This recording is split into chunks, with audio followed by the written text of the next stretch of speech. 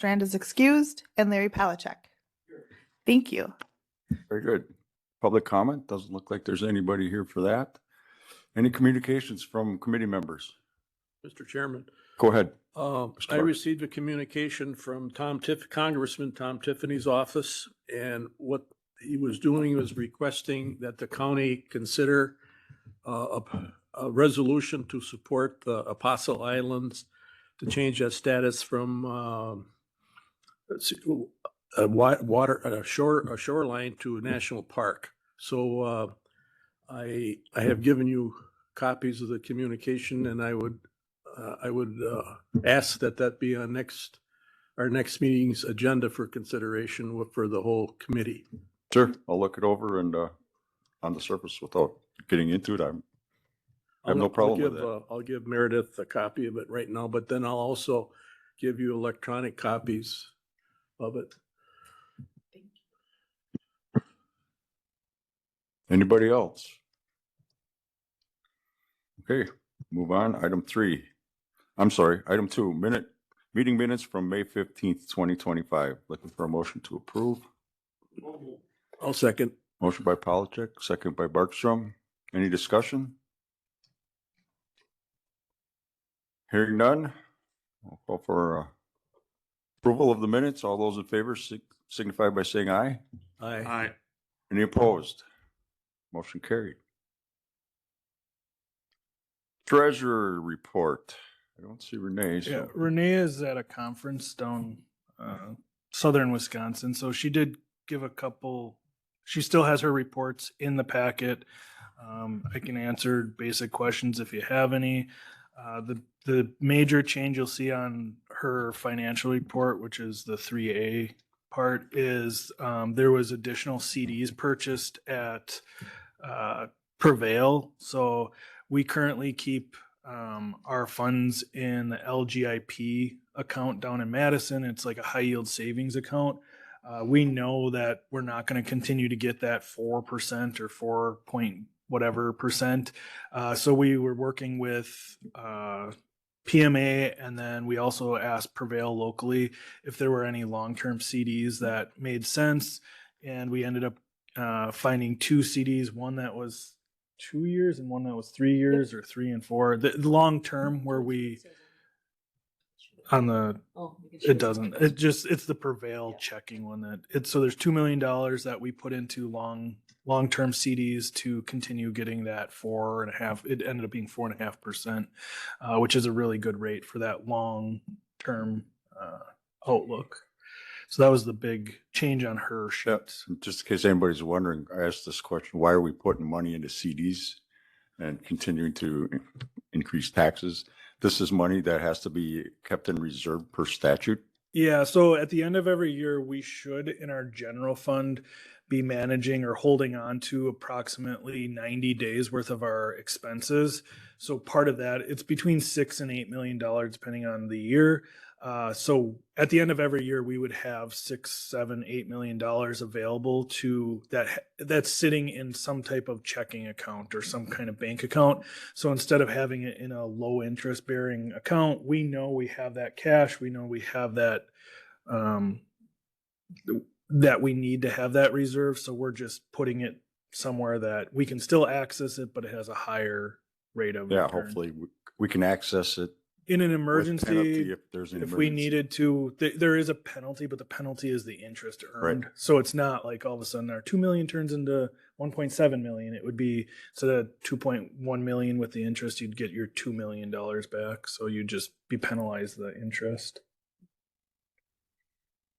Okay. Just kind of curious here on the safety building. How many years are we left on that loan?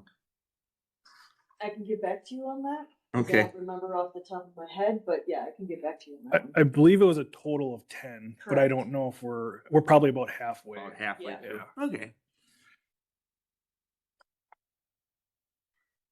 Well, yeah, because it was originally a $4 million loan. We paid off $1 million during a bubble. Like we had an early payoff where we could do a chunk. We had cash available. We paid it off. So that's why it says the original loan amount is 3.1 million, and we're down to 1.9 million. So it's a little cheaper interest than you get No. Yeah, so that's why it's like you don't pay it off early Yeah. because you're only paying 2.15 on it. Yeah. Anything else on the financial, as far as 3A? Okay, we'll move on to 3B. Delinquent taxes and in REM, there was a sheet in the packet updating the listing. You want to Yep. give us the highlights of that? The biggest update on that is we did have a few of those individuals come and pay in full. So they're off the list, and I don't know the Lemke was one, but I don't remember what the other house. We don't have names. I don't have no. Hogsted, his name, Matthew Hogsted. That doesn't sound right. No. Either way, we're the list is getting less. Our court date's in July. Even after the court date happens, those property owners or relatives or neighbors, whoever, would still have an opportunity to come in, pay. It would not go to auction. Then it would go back to the original deed. So we revert to the original deed. We don't revert to whoever paid it. So like, for example, we had one up in the town of Flambeau. The individual's property went into this process. A family member came forward and said, well, we want that. And they paid the $20,000 of back taxes, but it goes back into the original owners. It doesn't go into the new family member who paid the taxes. They have to make that agreement among the estate. So then that would go through the deed process and they'd have to do that on their own.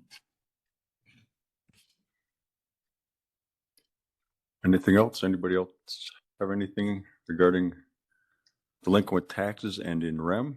If not, we'll move on to item 4, County Administrator, financial reports.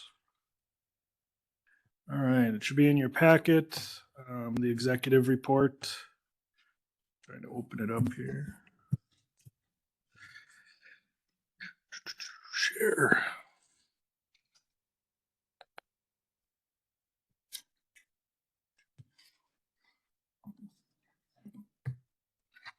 So the executive summaries there, nothing stands out, nothing, we always monitor all the expenses, all the revenues.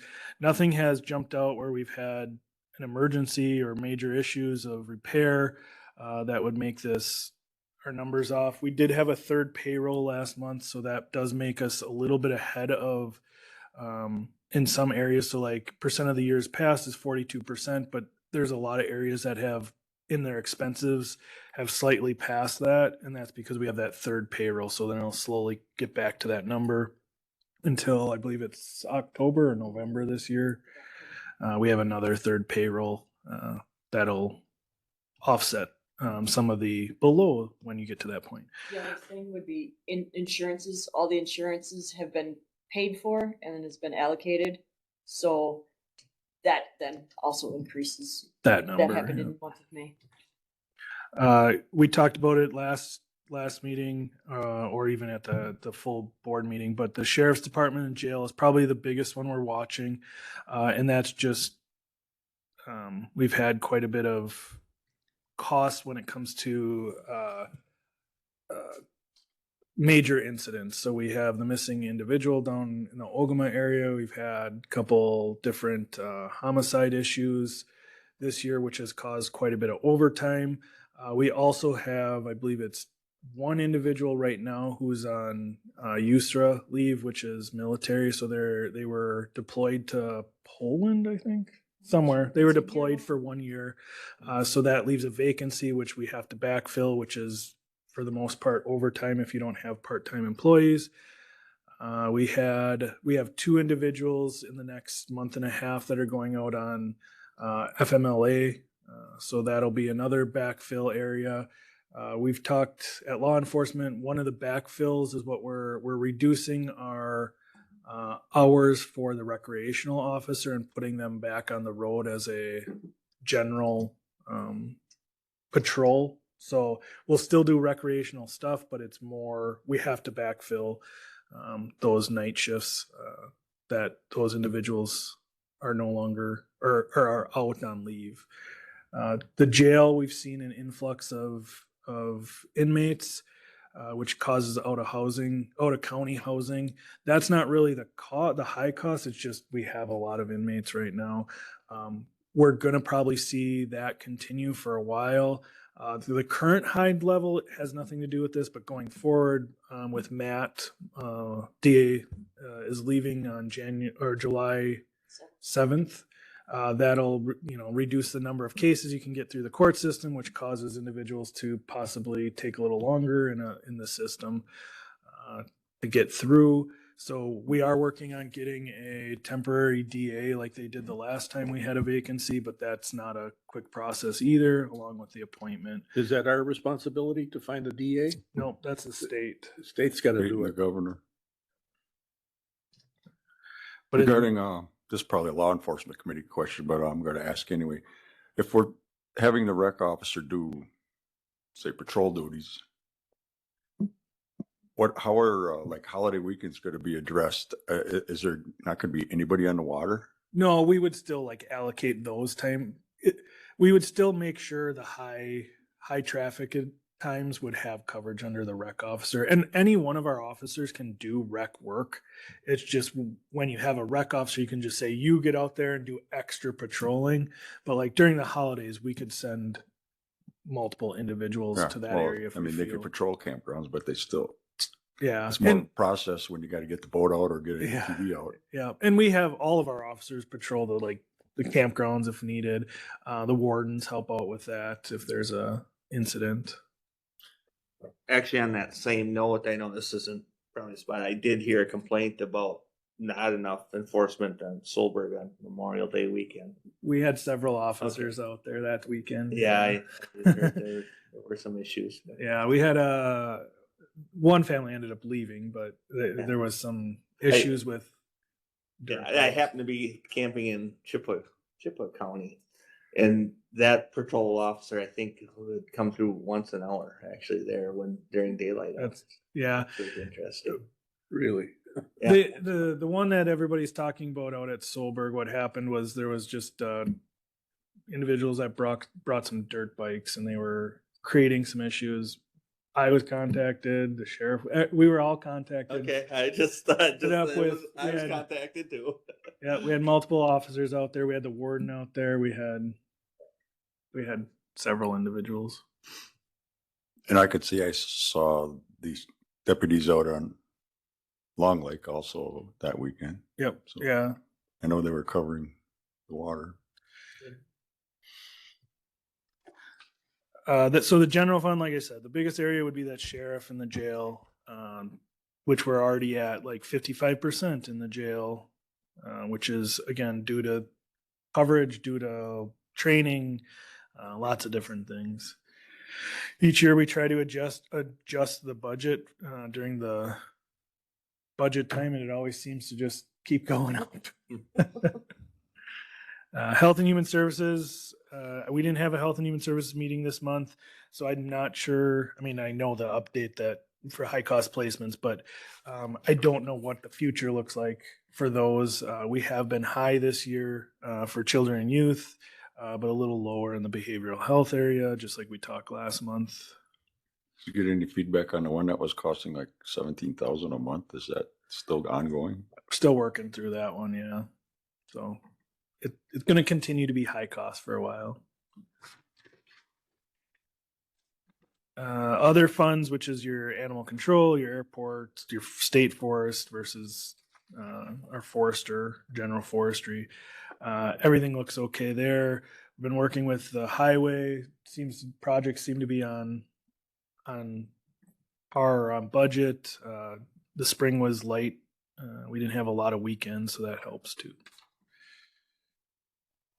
Our cash, we're currently at $11 million, which is about 10% less than last year at this time. So $1.3 million. A lot of little factors, whether it's we paid our loan early, we paid a project early, we had to buy maybe our trucks for the highway came out.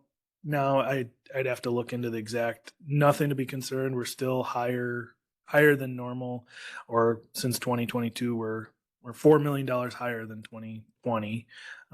So again, just the ebb and flow of our cash. Nothing extreme or out of the ordinary there.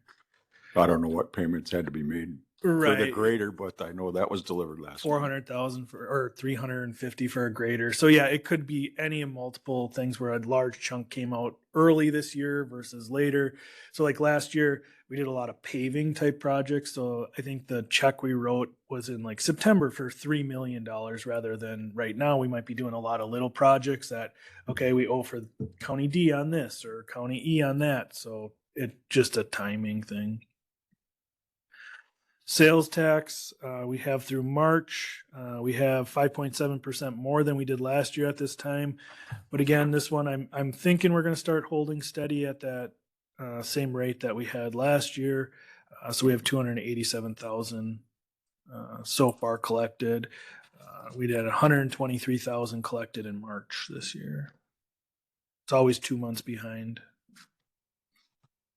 Stumpage, talking to Joe. There have quite a few tracks being worked right now, so that's always a positive. We've collected almost twice what we did last year, so almost 100% more than we did last year at this time. We have $909,000 we've collected, so doing well for budget there. Yeah, I think that's great because there was a lot of negativity about how much pulp or whatever wood was going to be able to be sold. And the hard part about that is we're always potentially 3 years behind. So like right now our sales, we're still getting sales. We did a spring sale, still did pretty well. We had a couple that didn't sell, but in general we sold like, I think it was 700 and some thousand, right? So that's more than half. We still have a fall sale. We're doing well. The problem is those don't get cut for up to 3 years. So right now, right, there's a lot of negative talk. The mills aren't taking wood or this is happening or there's a slowdown. Well, we have contracts from 3 years ago that were still really good. So that's why we take a long-term average when we do budgeting for the forestry department. High cost placements, we talked about this. As you can see, we're 150% over last year as of March. So behavioral health, we're $66,000 less than last year at this time. So if you add the two together, we're doing okay. And then our health insurance, right now we're at a negative $95,000. We're not, again, not worried about that too much. We started with negative 279 going into January. We brought that to a positive. We're now starting to see some expenses, but again, ebb and flow. Any individual that costs more than $100,000, we get reimbursed for. So if we did have like a high cost individual, it takes about 6 to 12 months to get reimbursed for those. So we hold that bill until we get reimbursed 6 to 12 months later. So like I saw one come in yesterday for $5,000. So, and it's not in one big chunk. So say I hit my $100,000 and I went to the doctor in July last year and it was another $10,000. We only get that July check. We don't get their August, September, October, November. So it's always, like I said, 6 to 12 months behind on reimbursement. So we know we have some of that coming the rest of this year, plus just our normal revenues.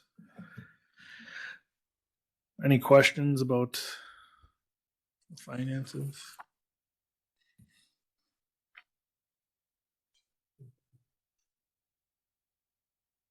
That's what I had Okay. for that. move on to your item B. 4B, audit updates for 2024. Yeah, we were gonna put this on the last one. We forgot to update it last time. This one is just that the audit was the in-person, 2 in-person or 1 in-person and 1 online. The 2 audits have been completed. So we're working through the final parts of putting it together, or they are, I should say. Baker Tilly is working on the audit. From our conversations after the audit, we saw no major issues. We had no major findings. We have a couple little ones where we've always had where segregation of duties, we don't have a big enough staff to segregate all of payroll or all of accounts payable where it should or could be. There were a couple adjusting journal entries, but nothing that would cause concern or that we, would have been in bad taste or bad players, anything like that. So we should be seeing them come to our meeting in that September, October to give us the final audit and their findings. But as of right now, nothing stood out. I did talk about our general fund. We did lose is the wrong word. We had a general fund loss of over $1 million last year, but we talked a little bit about that where it was the sheriff's department. Again, same things we just talked about. They were over budget by about $500,000 due to overtime, due to homicide, due to the big events. We had some jailing. And then with the forestry department not collecting their budgeted amount for their forest products, they were short $500,000 of what the budget was. So if you add those two, that's 1 million. And then we had a couple grants or a couple little things that went through. We had some payouts for employees who left after 40 years. That's what added up to the total overage. So nothing unexpected. It's just 1 year you have those big dips. If you look at the prior year, we had it was like a $900,000 surplus because forestry collected $1.8 million instead of 1.3. So it balances out over the years. It wasn't a scary situation. It's just how the numbers pan out for the year.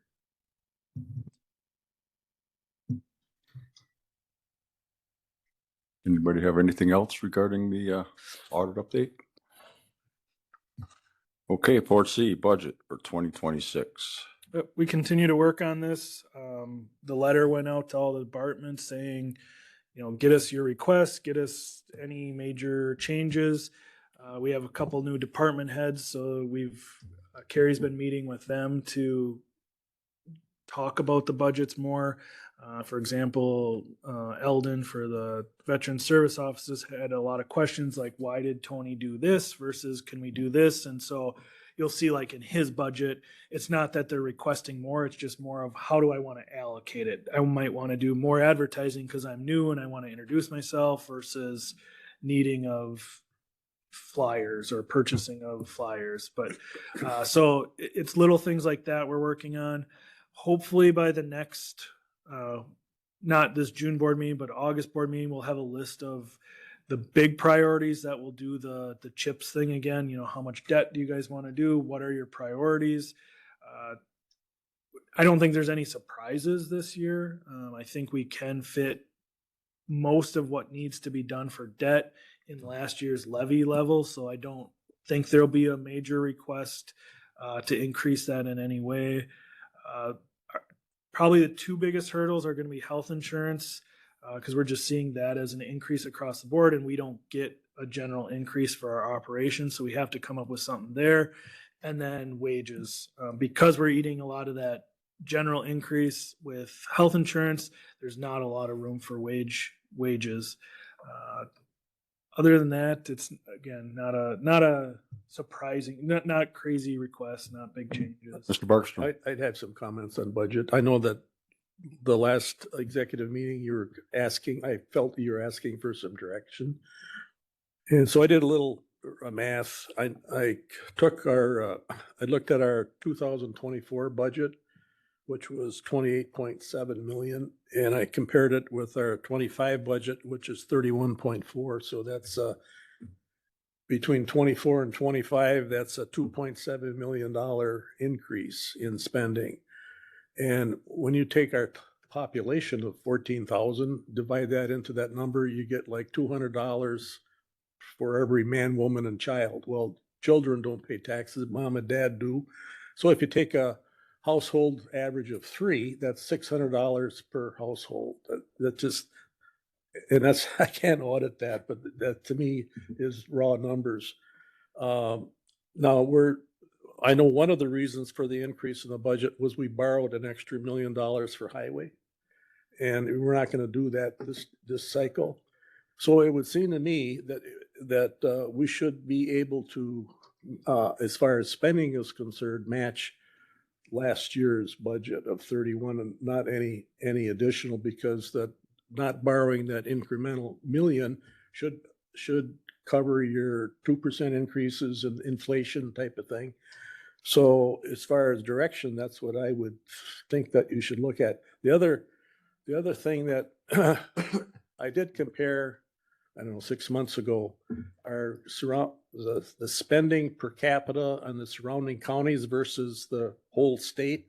And I found that we don't do well when compared to the whole state, but we do well when compared to our neighbors, to Taylor and those type of things. So I would encourage you to look at the average, but those numbers are in this green book. That you would do that and try to hold us at least to no more than median as far as our neighbors are concerned. The other thing I found out is we don't have any control over it, but it happens, is the assessment of our townships. And I know that 1, 2, 3, 4, 5, 6, there'll be like seven new, and that should increase our cash. No. So adjusting any municipality's assessment, all that does is rebalances you Balances to your it. neighbor All right. in your municipality. But- So All right, so that, fair enough, as a guideline though, I would think that we should at least match no more than, or less than last year's budget.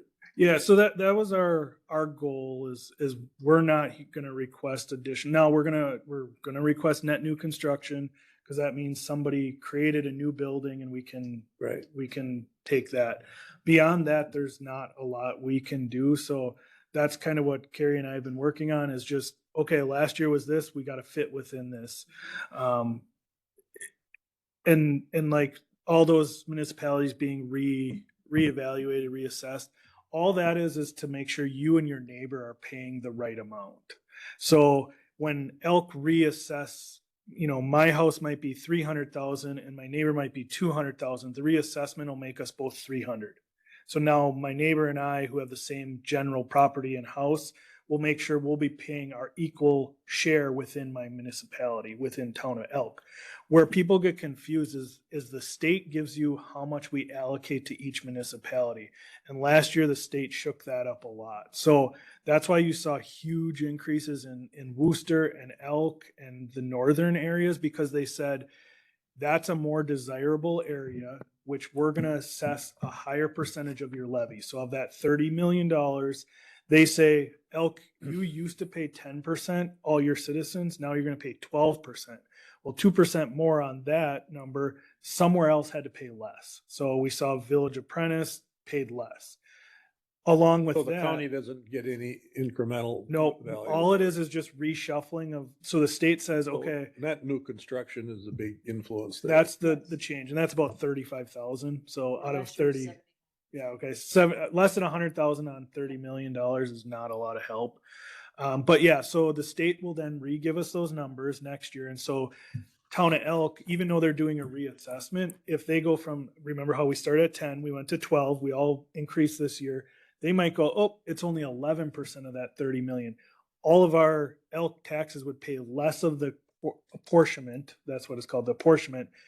And now because they reassess, my house might stay at 300 and my neighbors went from 200 to 300, I'm going to go way down, because not only am I paying less of the total, the 30 million, but amongst my peers, my municipality, I'm paying less, because it's now I pay 1% instead of 1.5, and my neighbor used to pay 0.5. So it's more than just like Price County raised the taxes or the school raised the taxes. It's the state has the biggest influence on who gets to pay what portion of what the county does. So if we kept everything equal, the state could still come in and Elk could pay 5% more. And we wouldn't have a say in that. So yes, our goal is to keep it at that $30 million mark. Most of that, like you said, that increase year over year was all debt. It looks like we only borrowed 1 million, but really we finally tagged on our $3 million month or yearly payment. So that's where that it wasn't operational. We didn't have room. We weren't allowed to move operational. We had a little bit with shared revenue, which wouldn't be a levy number. So That was a $500,000 where we increased the levy, but we didn't, or no, sorry, we increased our total expenses, but our total revenues also went up by $500,000. So there was no levy impact. So you got a bogey around 31 million. Yep. That's All right, our which goal. was last year, so that would be yeoman's effort. Yep. Yep. That's the thought, but that leaves us with the operational tight. We don't get increase. We don't have that shared revenue increase. We'll get the net new construction. Probably 100% will go towards health insurance. Cause on $2 million, if you had a 10% increase, it's 200,000. Yeah. You get some offsets with grants. So even if you figure 130,000, net new construction's 80,000, I still am short 60,000 of operating costs. Question on shared revenue, that's not based off evaluation. at No, all? shared revenue is a number we were given. It used to be 400. We went up to 900 something. And the increase that we will see year to year will be the increased percentage of what the whole state sales tax was. So if the last year the whole state went up by 2%, we'll get a 2% increase on the 900,000. Do we know what bridge and culvert is gonna be? Any, We have 2 resolutions that'll be in August. It'll be probably half, if not less. And we have some. Than the left over prior from year? previous year. Yeah. Yep. So So like I- last year it was 389,000. 89. That was the highest it's ever been. It's usually around 50 to 70. So that'll be a reduction in that total $31 million. Library, I've started to hear rumblings. It seems like they're going to ask for the same, or if not 100%, but We're at 80%. you're at 80. So we shouldn't see a big change there. What about the sheriff's equipment for those bug tussle towers? Are you looking at incorporating that into 2026 budget? Is it significant amount? We're hoping to incorporate it in the in the current levy, the current debt levy. So like our debt levy is $6 million or whatever. 3.844 million of that goes to the highway for roads, vehicles, things like that. Probably more than that. 4.5. The remaining is we redistribute through projects. TJ has a $500,000 project. The radios, I think, will be $1 million project, but I think that one we spread over time because we have some payments Right.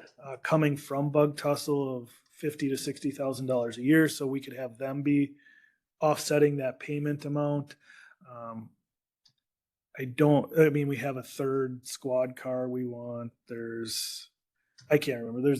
It's not a huge list of requests for debt, so I think using some different strategies, we should be able to fit what we need to get into 2026. Anything else regarding the budget? Hearing none, we'll move on. Agenda item number 5, Register of Deeds. Sylvia.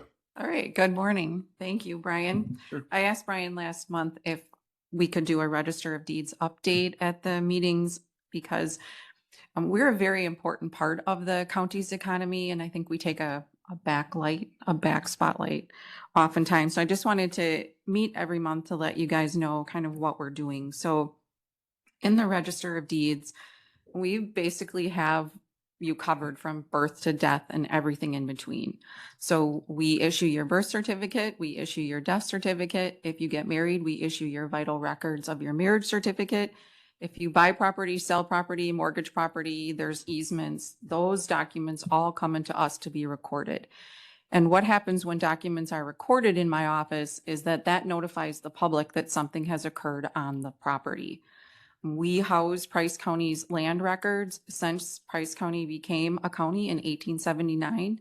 So anybody from the public, title insurance companies, banks, attorneys can come into our office and get the history of any piece of land in Price County since 1879. We also have a few books of transcripts from Chippewa County and Lincoln County, which were combined to make, that's how Price County was made. So yeah, just to give you guys a little bit of an update of what we do. In May, we recorded 285 documents and 2 transportation plats for highway right-of-ways. And we transferred just over $7 million through sales. That's the value of dollars that were transferred by sale in the Register of Deeds office. A few things that we have going right now in the entire state is Wisconsin Act 235 was implemented on April 1st. That is the Judicial Privacy Shielding Act. That required our software vendors to redo the way that the public sees and accesses any of our public records to prepare us if a judicial shielding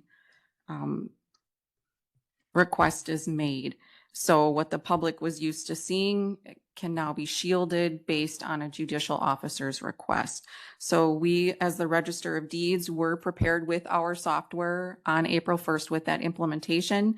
And that's something that we've been working on probably for the last 2.5 to 3 years to make sure that we comply with those requests when they are received for our business partners that need to have our records to do the sales and purchases of property.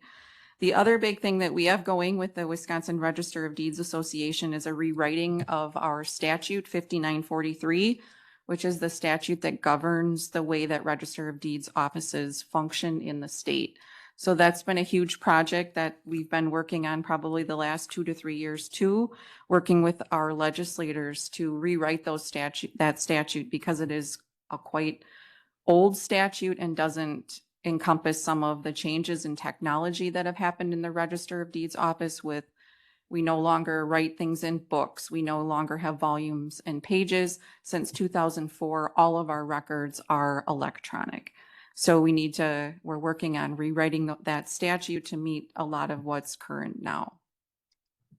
That's kind of just a quick synopsis update. Very good. I think it's a good thing to have you give us an update every month. Any questions for Sylvia? Okay. To me, that we send more money to the state that they're entitled to relative to registering the deeds and everything. Don't they get a lot of that money and you do all the work? Is that how it works? So right now, the way that it's set up, and this has been since the 80s, that we send 80% of our transfer fees to the state and the county retains 20%. That's not right. There is some legislation. We agree. We don't disagree with that. And it's from the 80s, of course. So that's, there is some legislation that has been in the process for changing some of that. So we'll see what happens. Keep pushing that. You think that's bad? The court only gets 10%. The court on fines, right? Yeah, 10%. Yeah.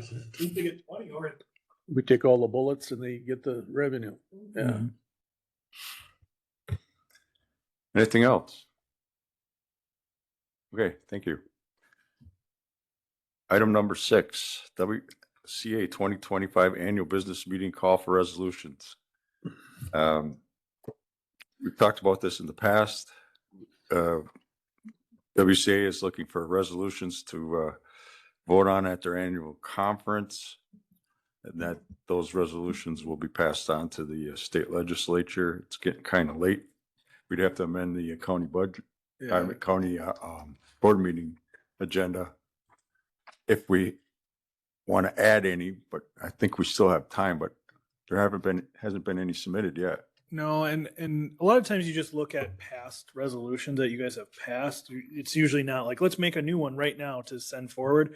And looking at what we've done in the last year, I don't think it's anything outside of what another county has either already submitted or Right. going to submit, or anything that's groundbreaking, changes.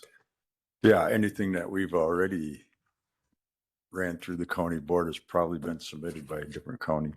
We have some counties like to put 15, 20 things in every year. And so it covers most of. Takes a lot of work to do that. I mean, it's if like you could say, the resolution that we're about to do on Transcendent, you could say, I want to send it WCA for them to review in their So it's really just going through your year's worth of action. Is there anything you think is so important that WCA needs to put on their slate of agenda? Yeah, and then that slate becomes talking points for their lobbying. Yeah. Okay, unless there's any further discussion, we'll move on to the next one.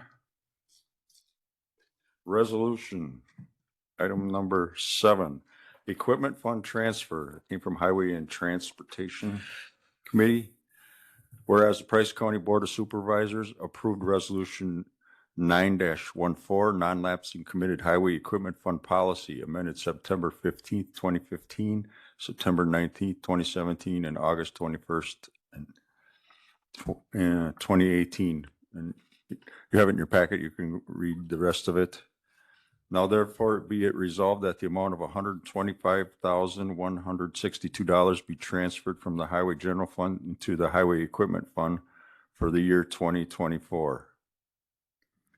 And I'm going to hand this over to Nick because this is an accounting thing here, and that's his forte as far as explaining how this number is arrived at. I think we should have Brian explain it because he came in and asked all about it yesterday. I still don't have a clue. He did very He was well. paying attention. He did very well, yes. So we did actually update, well, Carrie updated the sheet that was in your packet, so now it's a standalone sheet. After talking to Brian, because it was helpful to see what he was seeing or hearing, when he saw this. But this is a yearly thing we do in order to maintain or work with their equipment fund so that we can at least continue to buy one large truck using cash, is what it comes out to be. So if you look at the sheet that was handed out, the top portion, it talks about the revenue streams. It has a beginning balance. And then the box is what we look at to make a decision. So you either choose A or B. And what we do is we choose the lesser of the two based on the resolution. So A is a number that comes from the spreadsheet that talks about how the equipment is used throughout the year. So at Highway, they received this big spreadsheet that says truck number 32. It worked 47 hours. So we got 47 hours of revenue at $100 per hour. And then it had new tires put on it. So you subtract that from the revenue. It used this much fuel, you subtract that. And then it'll tell you how much that piece of equipment made or lost throughout the year. So profit or loss. You go through every piece of equipment, including plow blades, trailers, everything, and you get this number. Last year, we had a positive revenue from the use of equipment that we charge either ourselves or the state or projects. We had $82,032. Then you go to option B, you look at their operating income for the audit, which was negative 4 million. Again, don't take that as like they lost 4 million. It's an adjusted number based on a whole bunch of things like depreciation, the purchase of sand and salt and all kinds of interesting things. We issue them debt or revenues. You go through those 4 steps. You come up with a number that's $57,400.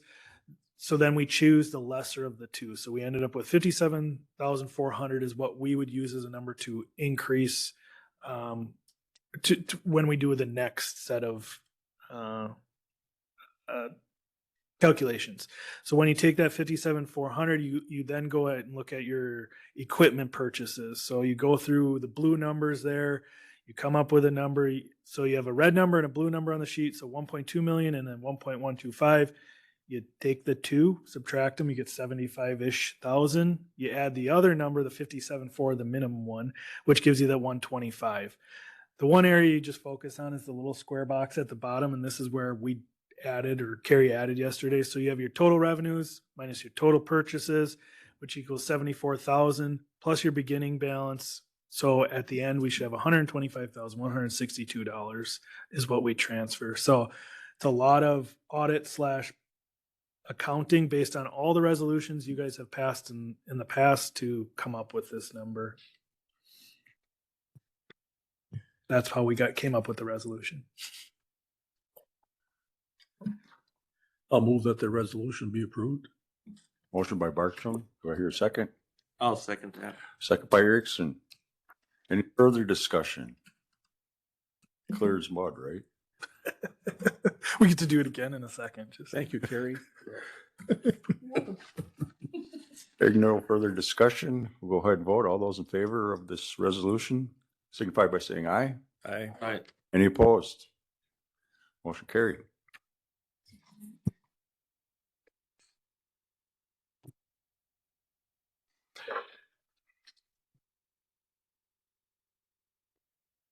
Agenda item 8. Resolution, facility fund transfer. 2024 transfer of the highway facilities fund. Whereas the Price County Board of Supervisors approved Resolution 20-15, creating a non-lapsing committed fund for highway buildings and grounds facilities. And you have the rest in front of you that came in your packet. Now therefore be it resolved that the amount of $4,186 be transferred from the Highway General Fund to Highway Facilities Fund for the year 2024. Again, this is a similar accounting smoke and mirrors. Probably a poor term, Based on all the resolutions you guys passed. Correct. but anyway. Yeah. So Um, the only uniqueness about this one is we cap that fund. So there, in the past, we've always generated more revenue than what was the cap. So the resolution, I think, is 300,000 is the cap. So whatever we transfer, if it goes over 300, we don't do that above and beyond 300. So the numbers are different, but the way the calculations are performed are very similar. Yeah, it's a different set of numbers you're using, like your salt storage, you get revenue for, your equipment storage, you get revenue for, your sign distribution, which is the sale if another municipality is purchasing signs, depreciation, blah, blah, blah. And then we added $9,010. Okay, looking for a motion to approve. Polachek moves, I'll second. second by Barkstrom. Any further discussion? All those in favor signify by saying aye. Aye. Any opposed? Carried. And just, that's the fund that was used if you go by the salt shed, that new tent that covers our sand salt so that it doesn't get rained on. That project was paid for by that fund, so we didn't have to borrow money or go above and beyond. Okay. Agenda item number 9, resolution, land record software. Approved purchase of land record software suite and sanitary/land use permit management software suite by Transcendent Technologies. Whereas Price County, through the Register of Deeds, Real Property Lister, County Treasurer, and Zoning, is responsible for maintaining the county land records infrastructure and sanitary/land use permitting, keeping it in a condition that supports an efficient work environment for the departments and for the county property owners. And you can read the rest. Now therefore be it resolved that the Price County Board of Supervisors approves the purchase of the land record software suite and the sanitary land permit management software suite by Transcendent Technologies in amount not to exceed $100,000 through the Land Information Grant process, contingent upon the Land Information Council's approval of the project and the award of grant funds for this purpose, with implementation planned for the 2026 and 2027 Price County budget years. Okay, There's fees that go from year to year too, isn't there? Yep. So we Maintenance fees? figured that out too. We didn't bring that spreadsheet, but we pay approximately $20,000 a year for Novus and two others, Carmody and one other software so those three costs about $20,000 a year. This new software that does all three of those programs costs $21,000 a year. So right within the same amount, it's more efficient. It's streamlined. It's a much better product. okay, I'm looking for a motion I'll make a motion to. motion by Erickson to approve this resolution. Second by Polachek. Any further discussions? I don't know if you want to touch base at all as far as Yeah, any we've more- worked on this for a little while. We know this won't happen overnight. So the two major things you'll have to know going into this. So we wanted to get this approval in front of you because we need to apply for the grants to pay for it. So through Land Information, we have to go to them and ask them to use their yearly allocation of funding, their grant funding, to pay for this over the next 2 years, which there's no indication that it shouldn't work out that way.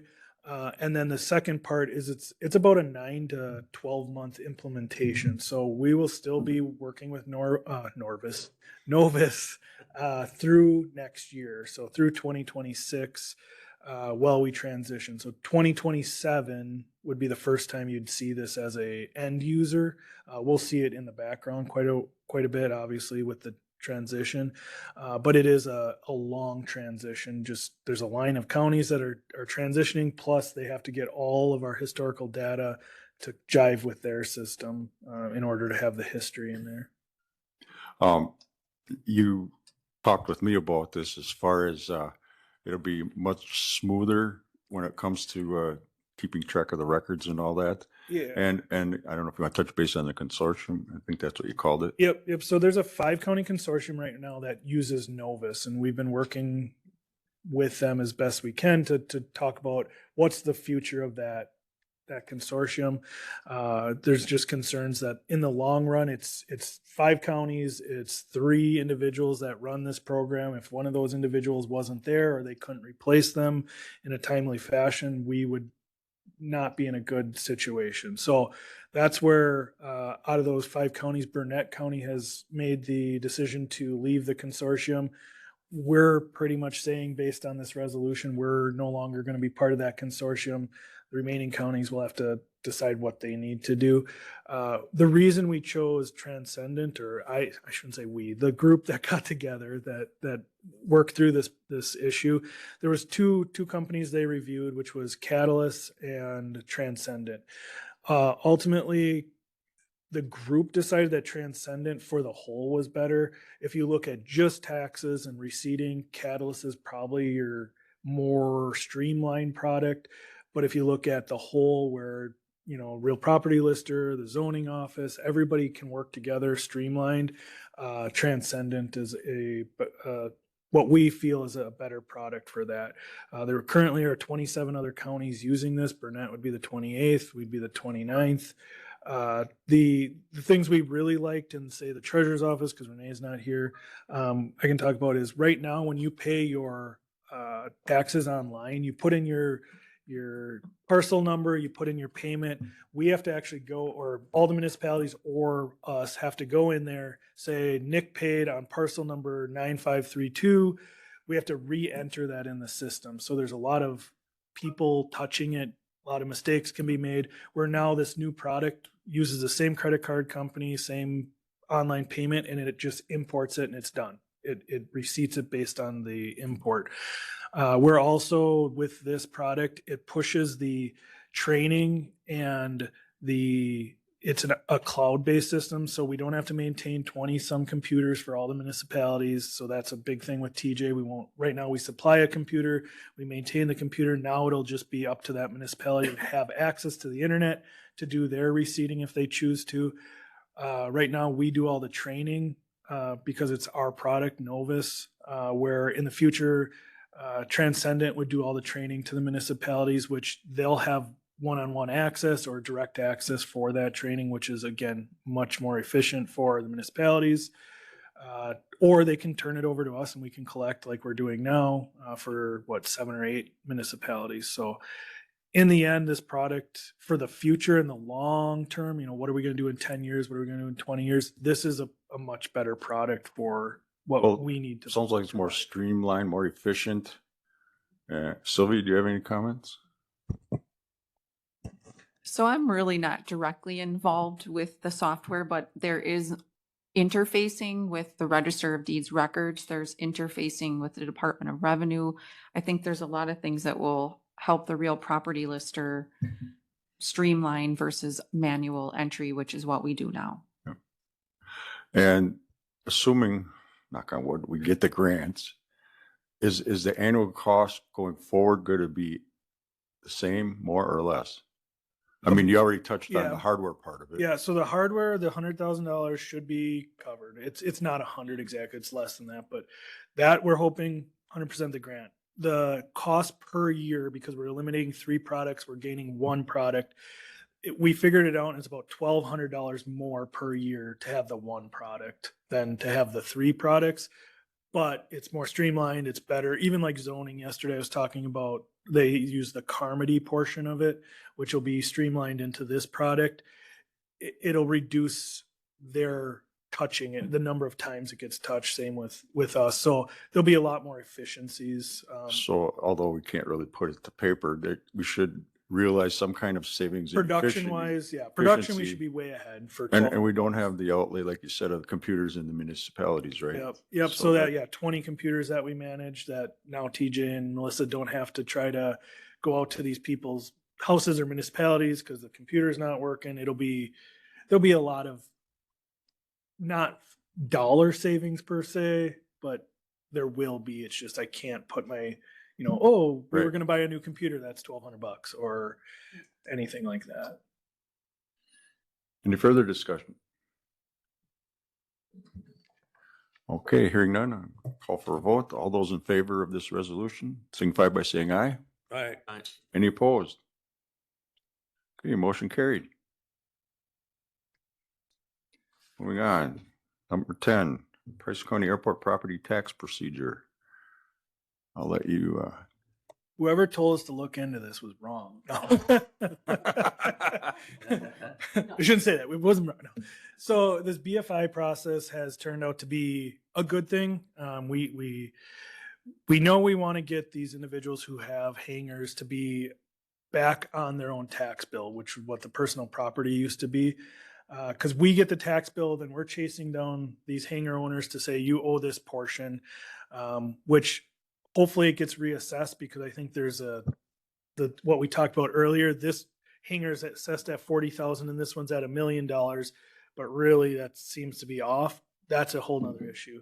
But what we're working through right now is we got the group together a couple times because when we sent the surveyor out there to start getting our meets and bounds, so the legal description of each one to create the parcel or not the part, the BFI paperwork, we found that nothing lines up real well out there. So he went out there, found the corner, and all of a sudden there's a hangar that's 4 feet over a line or 2 feet over this line. Or so what survey work is on file didn't coincide with what we made the airport plan be and how we've modified the airport plan over the years. So we had a survey. Then we said, okay, here's where hangars could go. People started coming and saying, I want a lot for my hangar, but I need an extra 8 feet because I'm going to make a bigger hangar.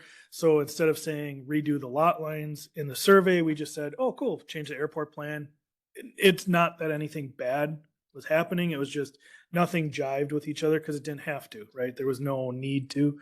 So what we're proposing, because the survey is so far off and we need that in order to make these descriptions because too much is over lines, is to redo the certified survey map out there.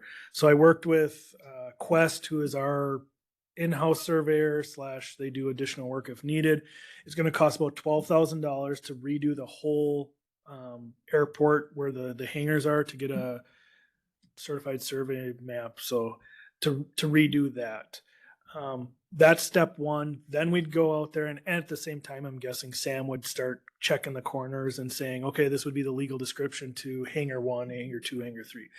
Once we finish the survey, then we'll redo the airport plan, which shouldn't be a cost. It's just, here's our new plan. Here's where a future hangar would go. Here's where the hangars are now.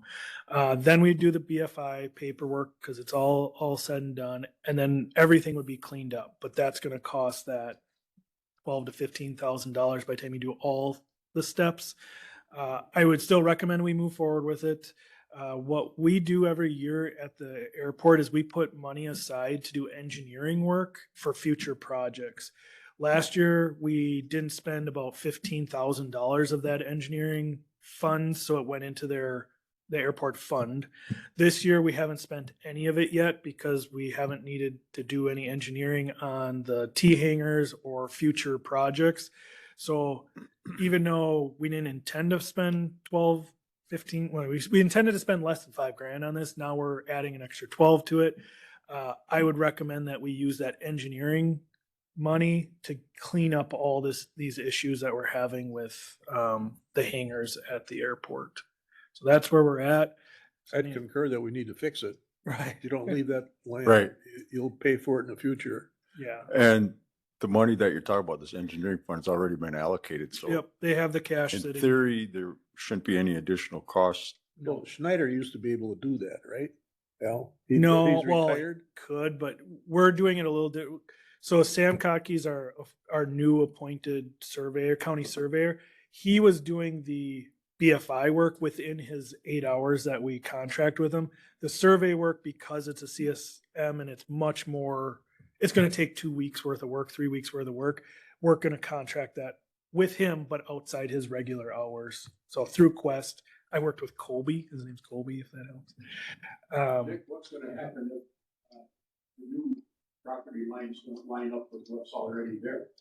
They'll just make new ones. That's what we're going to do. That's We're, what the we're whole idea wiping is, the to clay. make new yeah. ones. So what's on paper lines up with what's there. Right. So we're wiping the slate clean and starting with new lines. And then what we've determined is if someone came and said, I want to put a hanger up, we're going to require them to get the CSM for that area. So like, for example, we just had one go up, and on our airport plan, it was lot 12 and 13, I'm making up numbers, but 12 and 13. And the committee approved that they go right in the middle of the two instead of on a lot. So now we lost 2 spots for one hanger, which is great. We want more hangers, but that goes in the middle of a line of the survey. So what we would do in the future is before someone built their hanger, they would have to update the CSM, which is a CSM adjustment. I've learned way too much about surveying in the last couple months, but there's a different level. It's not a full blown survey. So that's what we'd recommend is in the future, if anybody builds, yeah, it could go with the airport plan, but for most part it hasn't. Like they come in and go, cool, we made the plan for a 50 by 50, but the person goes, well, I want an 80 by 50. Well, in order to do that, it eats up a whole nother lot. So they would have to get a new survey to do that. The Just new a owner. comment that updating the airport plan, you said there wasn't a cost. There is a cost, but it should be covered at least 95% by the feds in the state. Yeah, and when I that- say that's airport- done yeah. every so many years. Yeah, when I say airport plan, it's the layout. So it's not the 5-year plan. No, no, Yeah, airport but layout yeah, plan. Yeah, so it would be part of a future, Yep. like, oh, we're doing the T hanger. Oh, Right. here's the new plan with it. Yeah, So well, it'd be it's a covered. requirement, I think, of the FAA to have it updated every so many years Yeah. anyway. So it'd be the 90-10 or 95-5. Yeah, something like that. depending on which one it was. So is everybody? Okay, I guess, do you want a vote on this I would take a motion to main- continue. continue, draw. okay, is there a motion? I'll check motions to, continue working on this. I'll second. BFI, second by Barkstrom. Any further comment or discussion? Hearing none, all those in favor signify by saying aye. Aye. Any opposed? Okay, you have guidance. Number 11, courthouse electrical panel project. I was gonna throw this at Jeff, coming from Buildings and Grounds Forestry Department, but he's not here. So Nick, can you give us a little bit of an update on this panel? Sure, we haven't done any additional work to it, or even got our RFP started. So we have a company here today looking at some other stuff. We'll talk to them a little bit more. Okay, so there's really no update other no, than yeah. it needs to be replaced. Okay, Yeah, we need to update. It's not an emergency. Like, oh my gosh, why are we not hurrying? It's one of those. It's in the plans. it's We just working, but kickstarted if it. something happens to it, we could be in world of hurt. Yeah, not- Maybe emergency. Yeah, and they would come and fix something by wiring it past something else. They would have a short-term fix, but then we really would be in a replace it tomorrow moment. So it just gets it on our radar. Okay. 1 to 12, establish the ad hoc committee for opioid funding that came from Health and Human Services. Thank you. Yeah, and so today what we want to just let you guys know, so we've received opioid funding over the last couple of years, and we've just been putting it in a bank account. We have like $120,000, $100 to $120,000 that in order to distribute that funding, we need to have a ad hoc committee that would recommend how to spend that, because there's very specific things we can spend it on. I've asked Sarah and Tiffany, Health Department, to come up with a list of individuals that they recommend, not sorry, not people, but positions. So we have to have one citizen position. I don't want to know who the citizen is yet. We have to have a health director. We have to have the health and human services director. We have to have one board member. We have to, so they're coming up with the list of individuals, positions that we need to, law enforcement has to be on there, those type of things. We'll put together a resolution that says we'll create this ad hoc. We'll have that list of individuals. So today I just wanted to update you that for the August meeting, we'll have a resolution with the list of positions. So hopefully by the end of the year, we'll be able to start establishing that. Okay, that so group.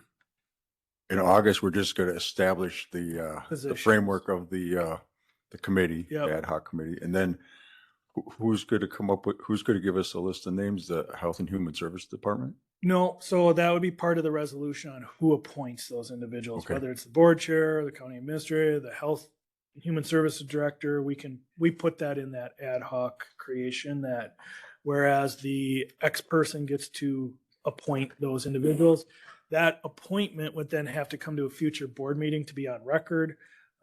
And you guys could say, nope, we don't agree with it, or you agree with it. So it's still ultimately the full board that would say, yay or Who's nay. on the committee, but, Yeah. okay, so who is deciding? Is it you or administration? That's up As to you guys. as far as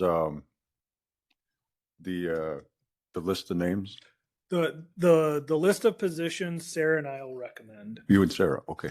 The people to fill those positions would be up to you guys to decide how that's appointed. So if it's you, if it's the Health and Human Services Okay, so Board, I guess that was the question. yeah, The full board's gonna decide who, the full board will approve it. You should pick an individual to come up with the names though. So like, at, when the board approves it? yeah, Okay. Is there a lot more money expected? That's not a very lot. no, every year it's going to be about $8,000 to $12,000. So it's not for the next I mean, 15 years. You can't hire a person. Or put No, up a that's why we building. haven't. So some counties are getting $1 million a year. We're getting $8,000 a year. Right. So like those ones that get our $1 million, they're creating like rehab centers and positions to do stuff. Ours is going to be more like, should we get a scanner for the jail so that no drugs get into the jail? Should we do billboards and advertising on opioids? You know, Then that's those- gonna end, right? That, I mean, the. 15 years. Yeah. The ad hoc can end way before the 15 Yes. years. 15 years? Yeah. Approximately, we have 15 left. It'd be like 8,000 a year. Yeah, 8 to 10. We have a chart. It's I don't Which we can remember. Well, present that's that all right. when we do the Yeah. resolution. It just sounds like a not very much, big committee, not very much money. Right. Right. That's why we've kind of sat back on it. Waited till we got a few dollars in. Anything else regarding this ad hoc committee? If not, we'll move on. Okay, item 13, review and update of county fiscal policy handbook. Ooh, there was a lot of red lines in this. Carrie just handed it out. You should have all got it via email earlier. Who did the work? Yo. Um, I don't know, to me, it's, you're just updating what we actually do and cleaning up language. Is that basically what's here? Yes. So there's a cleaning up what we've done, cleaning up some language, cleaning up where it stated statutes, and I double checked that the statutes were still pertinent to this, and I found that there were some changes. Changing like just different dates and stuff. So the changes are all in red. That if it's crossed off, that means we're removing it entirely, and then in red underneath it would be what was changed. Did you get help from our auditors? No, No. no. This is just from working with them over the time. Yes, you know, they would notify if there's been a change. They do notify us. So that's where some of the statutes, All yeah, right. they brought that to my attention. So some of that did come from them, to say, hey, you should make these changes. There were some position title changes, so they made those changes. Let's see. There is a few spots. I got a quick, like, who decided or how was it decided, like 12-month estimates removed, Page are you on? 16. Thank you.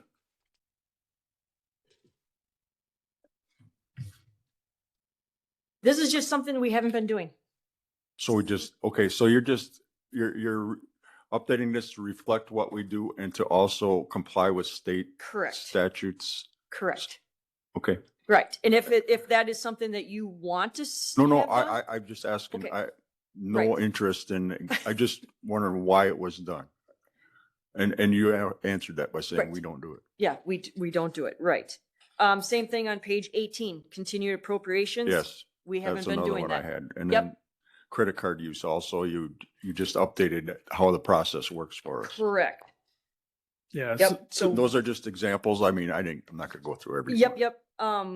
But there is some spots that we do want some guidance from you on, and that would be, the first one is highlighted, they're highlighted in yellow. So the first one is on page 28. Promotional items. And you don't have to have the answer today. This is just something we want you guys to review everything, but like this, promotional items, any values no more than $2 per item for education or promotional purposes to be given to members of the public at events. So that would be like health department. They have a lot of public events that they do. And so they'll, hand out things. What are those things? Are they pens? Are they just, so is the $2 enough this day and age? Or is it just, you just want Well, them it's to a do starting pens? point anyway. We have something defined. Correct. And then. right, we we've can- we always can had the adjust it. $2 mark in there. So this one has been in the policy that it's $2. So Right. vet service office does a lot of this where it's like the little stress balls. Yep. Highway's done it with those little orange, Yep. not buckets, but barrels. Cones. Yep. Barrels, And then yeah. sheriff's department does it a lot. Sheriff does it a lot. I would say $2 is tough for the sheriff to Yes. be in that line. Yes. The other ones I kind of wanted to point out then, like page 31, that one there's a lot of statute changes in dollar amounts and stuff, and that's, you'll see like, it looks like it's an extreme change, but that's what the current statutes are. So Mhm. that's why I made the changes. Yeah, so it went from 150,000 to 250,000. Yep. But that's something that you guys can decide. If you want to be stricter than the statutes, you can put it back so these are just suggestions. The other yellow is on page 43.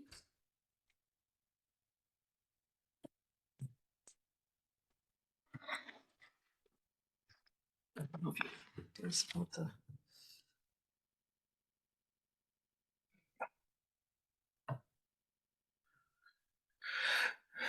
Oh, so yeah, under page 43, this was one that, because we just went through this process, how do you guys want us to handle it in the future? So we talked earlier about the new CDs that we purchased that were long-term, that were for whatever percent. The way we went about it is Renee, myself, Carrie, we all went through and talked to who we use for that process. How do you as a committee, are you comfortable with those three positions, or do you want it to be where anytime we buy a CD, it has to come in front of a committee to review and agree with? You guys in the past have kind of given us that flexibility that says, okay, we're comfortable with up to a certain amount, and then we just deal with it that way. Yeah, so this was a big one that needs to be discussed, I guess. Yeah, based on current personnel, I'm comfortable with you folks making the decision, but going forward, That's I why don't we know. hired them. Yeah, yeah, to make Right. those decisions. yeah, we don't need to And that's get why into we're the bringing it nuts and up, bolts. because in here it says differently.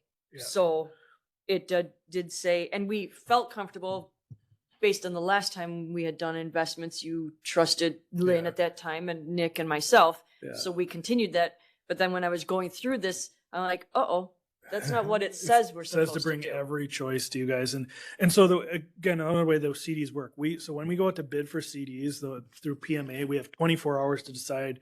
Otherwise, we got to rebid it each time. So we could wait till the moment, like right before this meeting yesterday, we could have went and bid it, brought them here, got it done. But what we do is we just make the decision. Okay, You got an elected official on here too. yeah, You know, and you guys, treasurer. we didn't put any more money than what you guys had in the past said to put in CDs. So it's like renewing them, but they come due every 3 months. So it's called a CD ladder. So 3, 6, 9, 12, 18, 21, whatever. We have CDs on every one of those months. So when the 3-month one comes due, we buy a 2-year one. And then when the 6-month one comes, we got it 2 years and 3 months. So we would have to come to this committee every quarter with updated CDs. And I don't know if that's the most practical, efficient way to do it. Well, right now you're doing what we What want you to do anyway. right look before, for it's the just best what bang you for the gave. buck. Yeah, what you gave us permission to do the last time doesn't follow what What the it says in this. policy does. So that's why. So how do you want to address this? Do you want to rewrite this or But that's what modify it? we're asking. Should we? Because right now it says that we're supposed to bring you sealed bids. Do you want us, I can have it Um, rewritten for the next meeting. I think that would be a good idea To rewrite it, yeah. to rewrite it. And So we say what we do and do what we say. Right. One thing I would add in there, so I think we rewrite it to what the process we just used. The only addition we might want to look at, and this is up to you guys, is keep you in the, not you personally, but the board chair, we let them know that we're doing another. And I'm not saying this because my Yeah. feathers were ruffled, but I didn't know Yeah. the recent $2 million worth of CDs. I didn't until I needed to sign a signature card and it was already a done deal. And I'm not Yeah. bringing that up because I have a problem with it. I just Yeah, letting you know. and I don't It think happened on its own all by, in a good way all by itself. And I don't think they have to, you would have to come and sit in the meetings we have with PMA or with Prevail or whoever. It's more of, hey, board chair, got another $500,000 coming up. Any concerns with us continuing? That way it's just Yeah, I a think board that's member is Good aware. idea. You have to sign them anyways in the end. And then if there is a concern, then we can put it on a committee agenda Yeah. or full board agenda, whatever. So what's in front of you today was just, here's all the changes that we've discussed. Carrie's worked really hard on this to bring it up to what we're currently doing. This wouldn't be the approval day. This would be, cool, we heard your recommendations on the yellow area to update. So we can examine this. Yes. Yep. And then at the next executive meeting, we could, and you're gonna change it, Yes. Yep. we could approve it or disapprove it, whatever. Sure.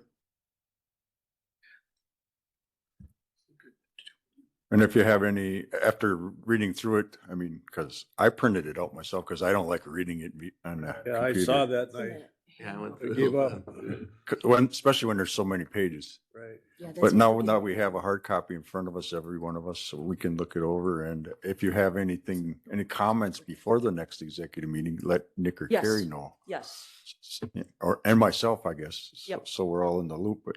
we That would be can- great. So we'd have any questions or concerns And we did, addressed at the next meeting. right, so my administrators group, we've been all going through a discussion with these for all the counties. So I've collected and shared with Carrie several of them. So we kind of look through and go, oh yeah, that makes sense. We haven't been looking at this fiscal issue that we would deal with. So I might have a few different modifications then if I see how they have something structured. I'm like, oh, that might make more. it makes more sense. Yeah. It cleans it up. Right. Thanks for doing that, Craig. Mhm. Yeah. Any other comments? Okay, you have direction. Okay. Moving on. Annexation redrawing of the supervisor lines update. I'll let you start, should we let Meredith? That's a merit. Okay, you want to comment? Hi, thank you. Okay, so from news that I've heard today, this morning, this annexation has been filed at the municipal and Let me state. stop you just a second, just so, does everybody know what we're talking about? I do.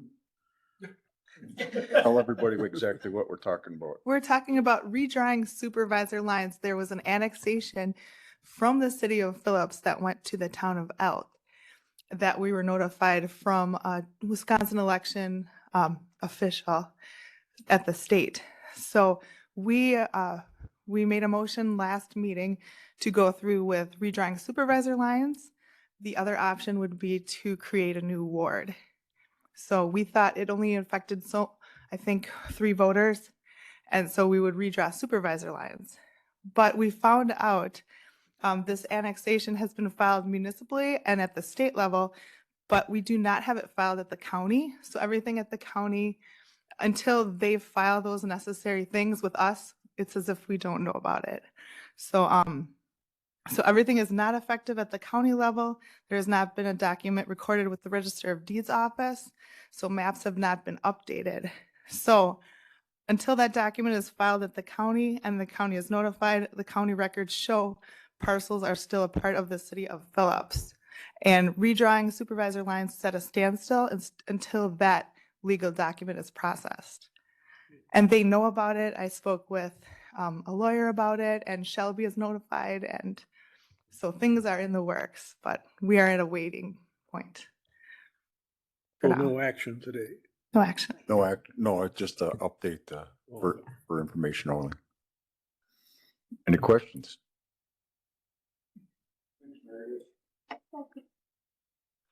Okay, moving on, 15, monthly vouchers. Looking for a motion to approve. I'll move to approve. Motion by Barstrom, second by Polachek. Any discussion? Just looking at the expenditures and revenues, I just got some questions. No, it's no big deal. I'm just, as revenue, $20,000 strategic initiative grant. What is that and who asked for it? I mean, I'm just curious. Yeah, so that's land information grant monies that were received that were applied for 2025. So that's something your office applies for? Not my office. I'm the treasurer for the Land Information Council. So a plan is put together and submitted to the state. Is it in December? I think we approve the plan, and then the state pays portions of it in 2025 for that money to be used. So we've received the strategic initiative grant that you see. We're still waiting for the base budget grant monies. And I think Evan said those usually come by the end of July. So that's the land information grants that are applied for. And that does like the aerial photos, the corners, any surveys can go through there. We have equipment that we've bought in the past where software, hopefully for the new Transcendent money. So it's a yearly. So they find the grant sources and then submit the paperwork to you, or you guys do the This is paperwork? just, nope. So land information is kind of a standalone department, and they're allowed to apply for, and every county gets a minimum. It's just, we have to make sure Evan submits every year. These are the 12 things we're going to do. They hand it in. So it's All related to land. yeah, it's a statutory committee. Yeah, it's the Wisconsin Land Information Program grants. The money that is given to counties in the state for these grants are based on documents recorded in the Register of Deeds office all year. So then they give an allocation to each county based on the amount of documents you record. You know, big counties record a lot more, but then the excess money that they get is put into smaller counties grants so that there's a nice smoothing of monies that are received. So this is a Wisconsin Land Information Program. Okay. It's a way to get back some of the so whoever said that's a lot, the 20-80% split, this 80% that the state gets goes, oh, we should probably give some somewhere. Yeah. It's just fees collected. Okay, thank you. Two other questions on expenditures. Actually, it's just one. Well, whatever. The sheriff's department has an interpreter. Is that somebody that's on retainer, or we just pay as we go? Pay as you go. So it's just Okay. a service you did call into. If it's a court thing, they come out of like Kansas or something. It's a long way, but yeah, it's just a steno pool style. And then with the DA resigning, when we have the interim DA, I guess you'd call them, is that going to increase our costs? Last time it did, because in order to have this individual, we had to pay for their housing and a stipend for meals or something. Where if they can find somebody that's local, then you wouldn't have those costs. But yeah, there's increased costs that this will cause potentially. Any other discussion regarding the monthly vouchers? Okay, hearing none, All those in favor of approving vouchers signify by saying aye. Aye. Any opposed? Motion carried. Number 16, date of next meeting, July 10th. As of right now, it's scheduled. If it changes, we will notify you.